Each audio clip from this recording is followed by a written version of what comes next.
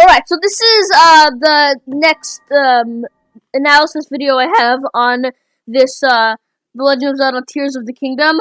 Last time I did an analysis on like the game world and like the gameplay, which is like the second part of the trailer, but I didn't really get all these symbols at the beginning because it was my initial reaction and my initial analysis. So now that I've had some time to think about it, I'm gonna go over what these like symbols and these figures mean at the beginning of the trailer that I didn't analyze in the last episode. If you haven't seen the last episode, you can see it just to see what I said about the second part of the trailer. So as the first frame, it's not as important because we're gonna see that thing later. So I'm not really gonna focus on that now. But here we see soldiers fighting, and we see their dead bodies with the monsters killing. You can see there's dead bodies, and there's monsters here, which means that there's a battle. And we see this weird red energy, which could be Ganon or it could be like Malice or something. So that's something to note. And then yeah, here this is the same thing from the first shot. So we get a better view of it. We see these hands with these bracelets on it. See the hands? So it doesn't look very humanoid. But then you see these kind of hands sticking out. There's like one humanoid thing about it. And there's these bracelets around the arm area. And you want to keep that in mind. The bracelet and the hand. That's going to be important. And then it's got these other like not very humanoid features at all. Like its ears are quite weirdly shaped. Its face. And it's on this weird like podium. It's sitting on this like podium like thing. Yeah, that's what's on. Now, in the next shot, we see someone who's, like, levitating above some red energy. The same red energy we saw in the second shot with the monsters fighting the soldiers.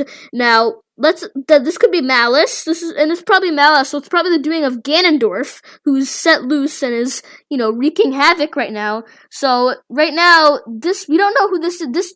This could be Zelda, but she has long hair, so either this is a different incarnation of Zelda from the previous games, or this is before Zelda got her haircut, because we see her with her cut hair in the first two trailers of Tears of the Kingdom, but at that time it was Breath of the Wild too. But yeah, we saw her with short hair, so now maybe this was before she cut her hair, or this could be another incarnation. But yeah, this could be one or two of those things. Now, this is all part of the Zelda timeline, so if you guys don't know about the Zelda timeline, it might be a little hard to understand. But yeah, here we see the same person, which could be Zelda, and holding hands with this hand that has this bracelet on the arm.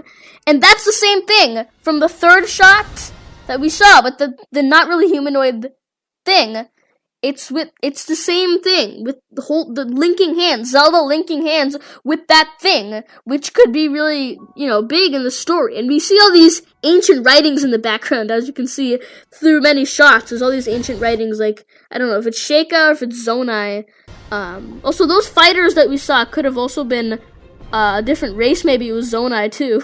We don't know. But yeah, on the door, as you can see, there's these two Zonai dragons as well. So there's a lot of Zonai here, as has been theorized, but we also see two Sheikah symbols to the left and right of this stone thing.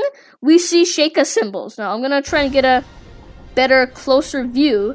When Link starts running forward, you can see two Sheikah symbols to the left and right. So, they were definitely there. I'll rewind one more time.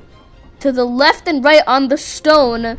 See? They're there. So, there's Zonai and Sheikah seemingly to be present.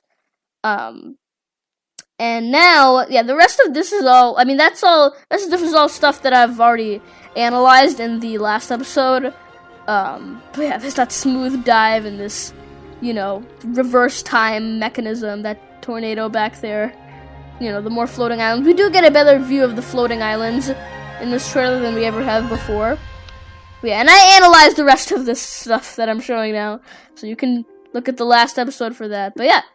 So that's my story analysis for Legend of Zelda Tears of the Kingdom. Hope this was helpful.